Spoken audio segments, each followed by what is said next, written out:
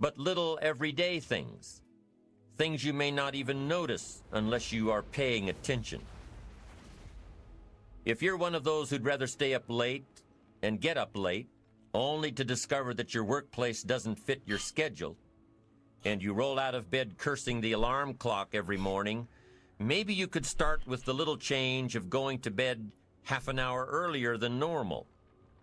And maybe you'll see, in time of course, you can't train your body overnight, maybe you'll find out that you jump out of bed in a better mood, and that your day will start better, and that you'll get more done, and that the people around you that caused you problems aren't so hard to work with after all.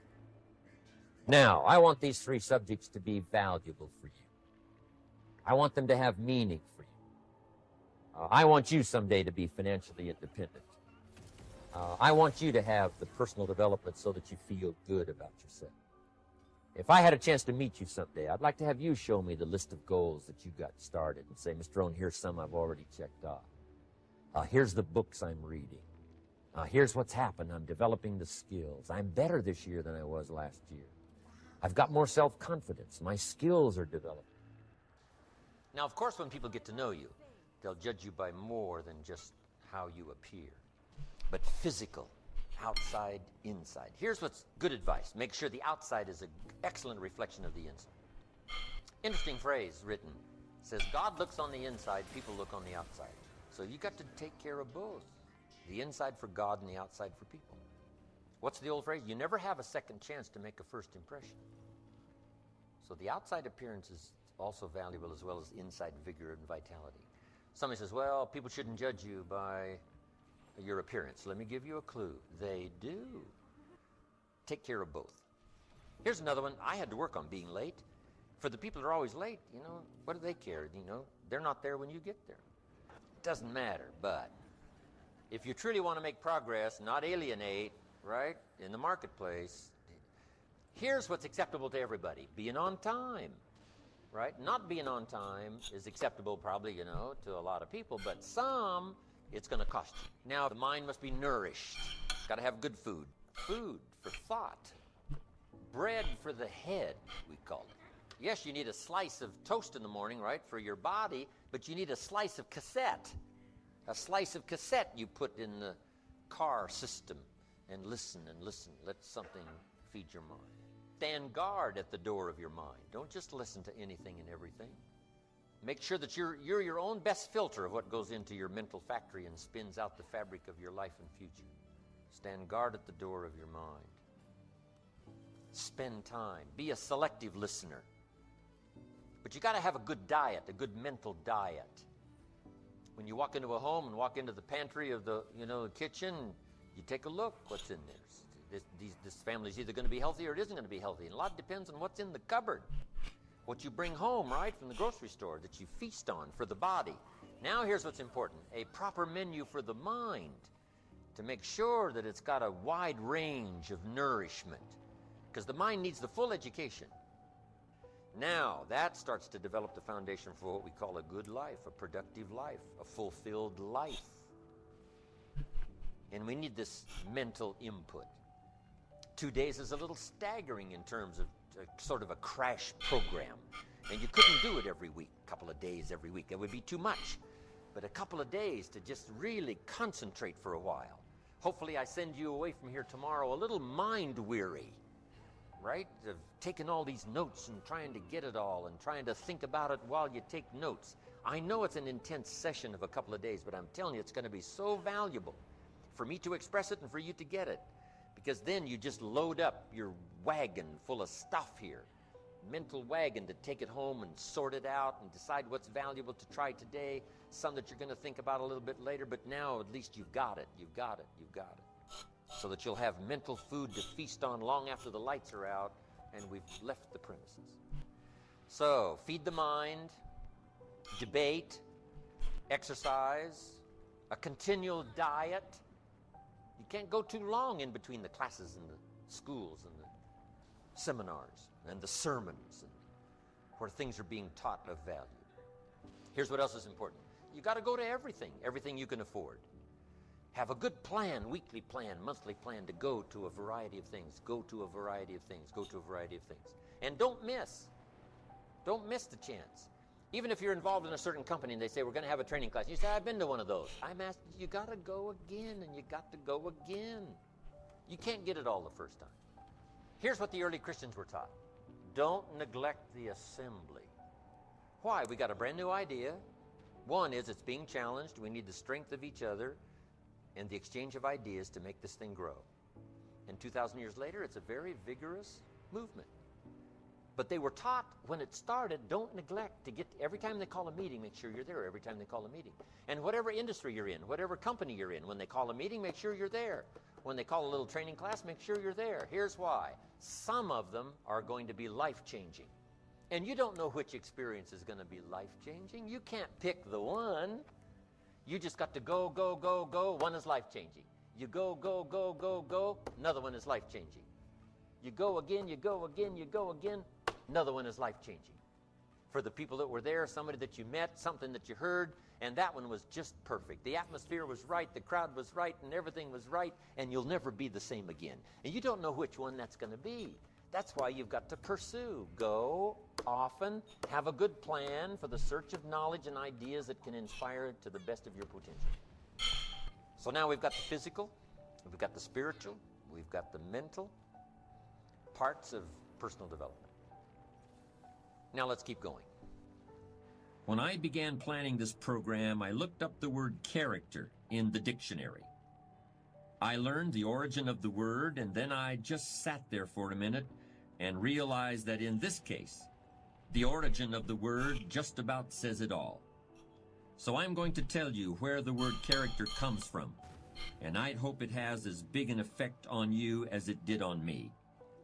But first I want to just quickly mention the origins of another word that people often confuse with character, just to clarify the differences. That other word is charisma, and I think that it's often confused with character today. But charisma is really quite different. Charisma is derived from a Greek word meaning an ability to elicit favor in other people. It's a magnetic quality of personality that people respond to as if it were magic. Charisma is almost like a magic wand that confers power over others. But character has a very different origin. Character comes from a Greek word meaning chisel, or the mark left by a chisel. I'm going to repeat that because I think it's very important. Character is derived from the Greek word for chisel. And of course, a chisel is a sharp steel tool used for making a sculpture out of a hard or difficult material like granite or marble.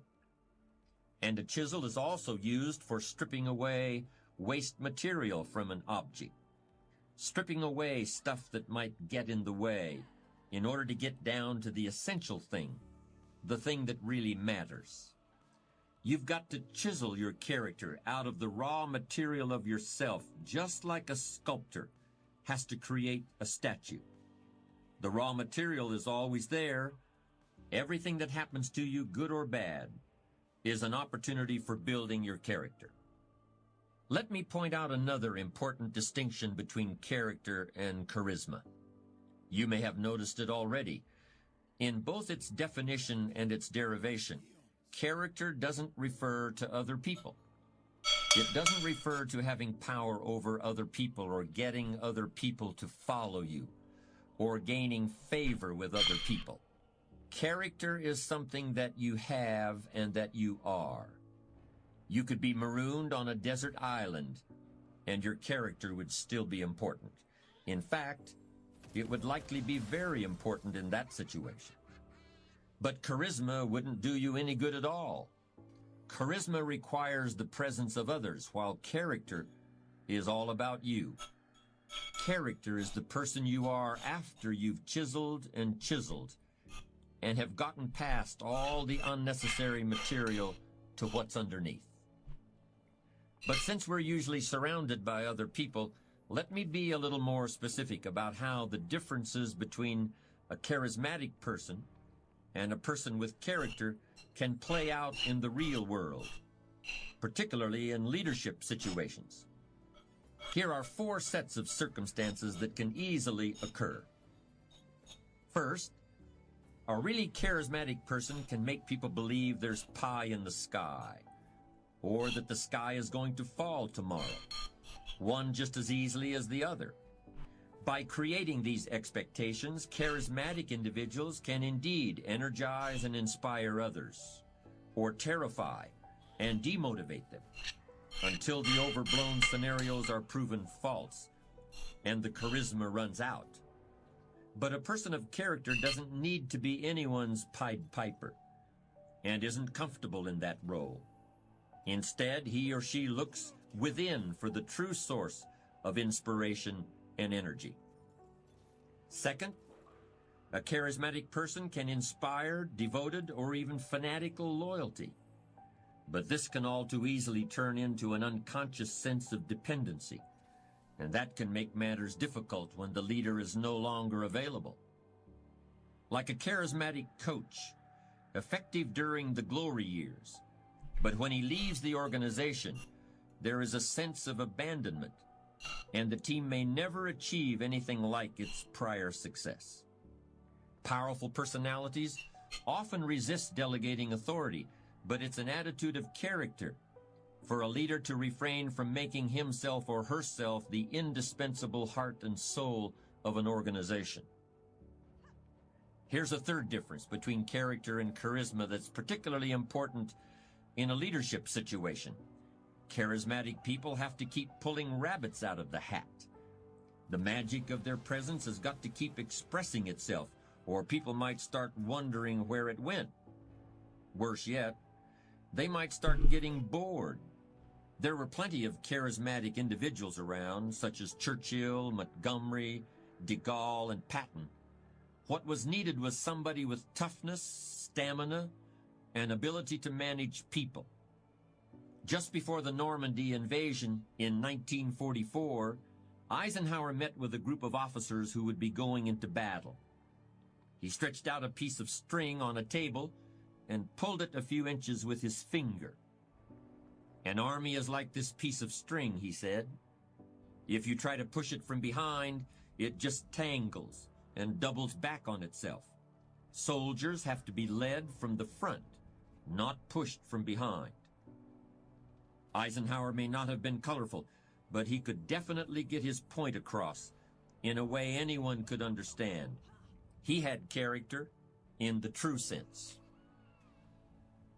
One of the biggest pitfalls for a charismatic leader comes straight from his or her ability to inspire love and devotion. And this is the last point I want to make. In order to bask in the warm glow of a leader's approval, people may become reluctant to voice disagreements.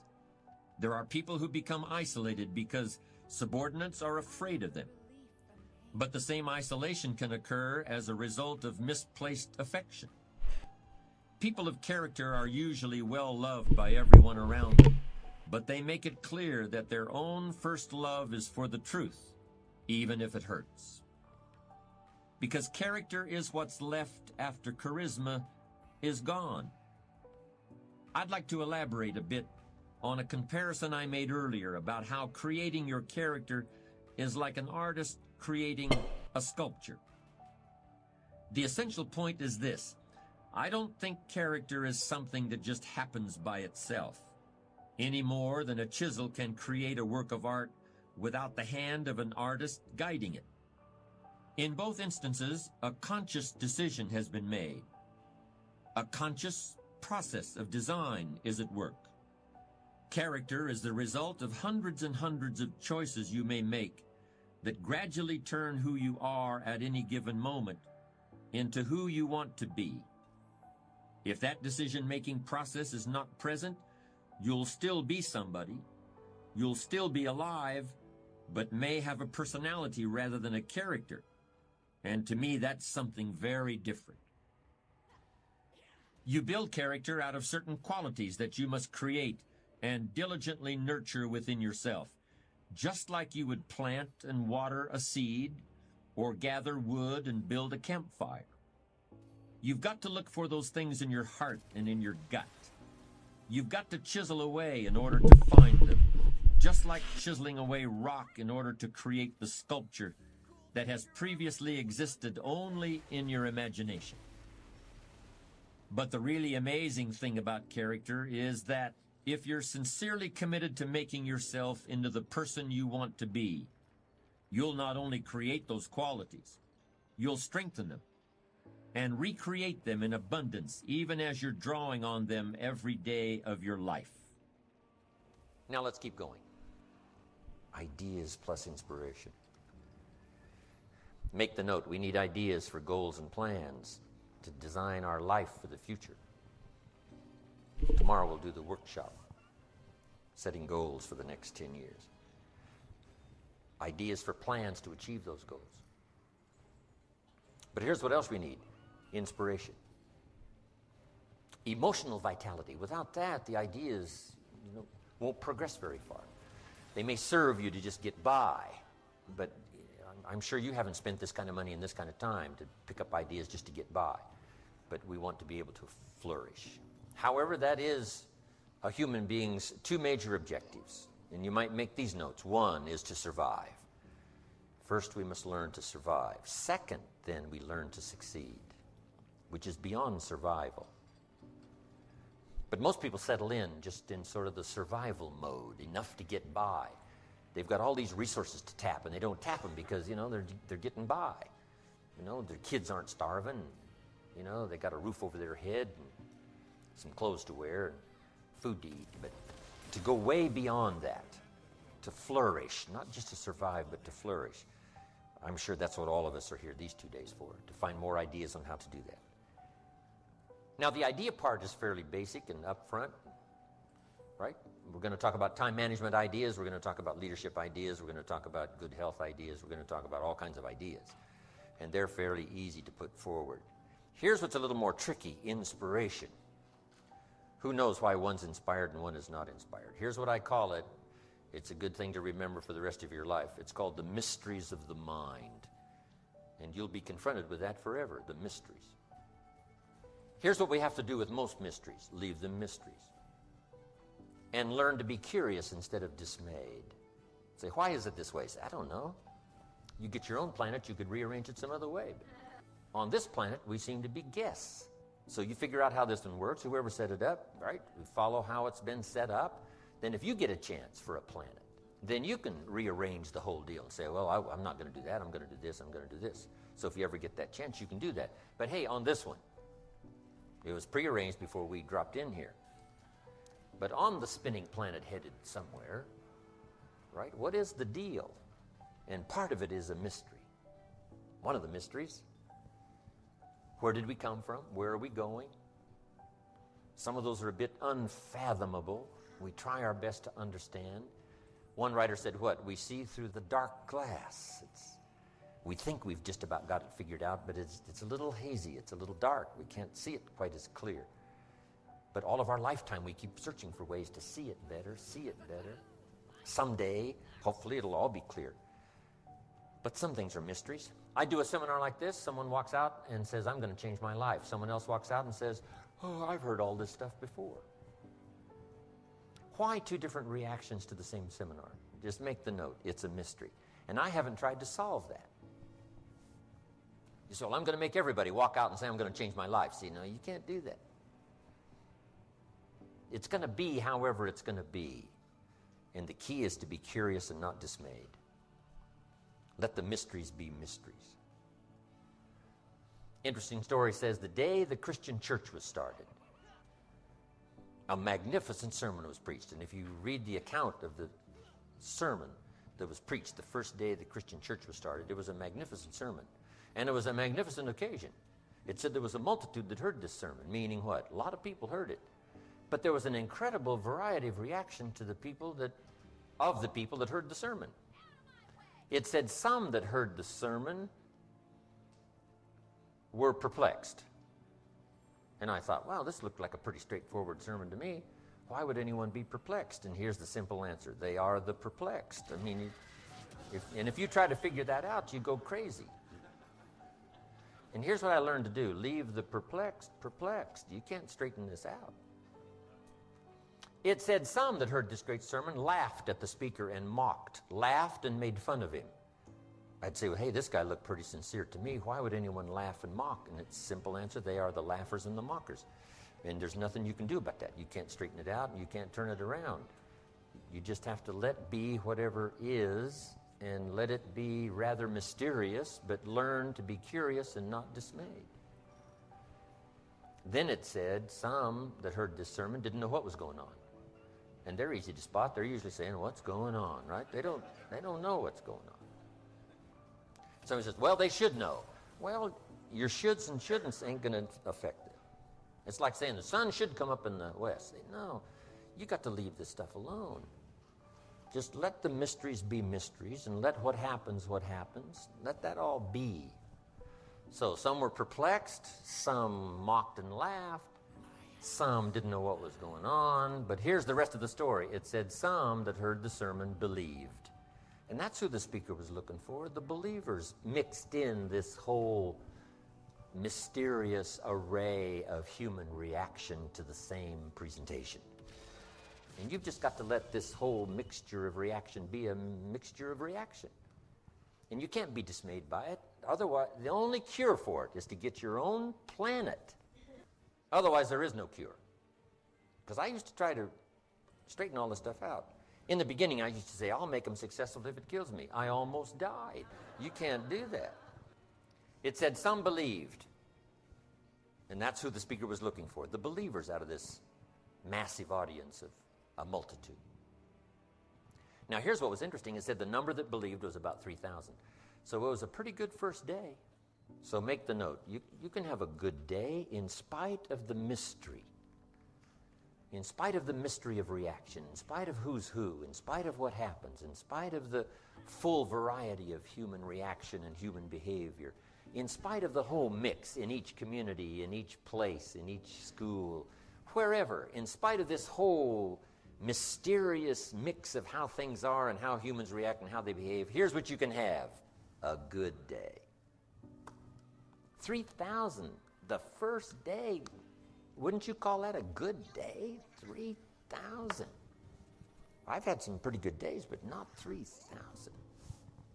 Amazing. So, let the mysteries be mysteries. But inspiration, hopefully I've caught you at the right time where you'll be inspired to listen, inspired to take notes, and then inspired to give it a try. And this is all I ask after the seminar's finished. Just try some of this stuff. Some of the ideas I'm going to share with you the next 2 days. Just give it a try. You never know till you try, Papa said. See if it'll work for you. And then here's what's next. Refine it all as you go. First you learn, then you try, then you refine, then you evaluate, then you pass it on. But here's the key, is to turn response into results. I appreciate applause, but applause is not the deal. For me, here's what's valuable, is to have this stuff work in someone's life. To have it make a difference in someone's income, have it make a difference in someone's financial future, have it make a difference in someone's health, measurable difference in someone's future and health. That's my game. And if I can give you something that'll help make a measurable difference as time passes, see, that's what's it for me. Key phrase, results, is the name of the game. I do another seminar called The 5 Major Pieces. It's also the title of a book, but here's those pieces. One is philosophy. We're affected by what we know. Next is attitude. We're affected by how we feel. Third is activity, or disciplines, or work. Labor, it's called. We're affected by what we do. And number 4 is results. Learn to measure and count to see how you're doing. Making progress is the name of the game. And here's how I describe it. Measurable progress in reasonable time. That's what we ask of our kids. That's what we ask of everybody. Make measurable progress in reasonable time. But results is the name of the game. We don't study philosophy just for philosophy, or attitude just for attitude, or discipline just for discipline.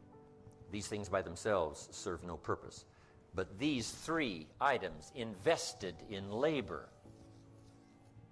in the work, produces results.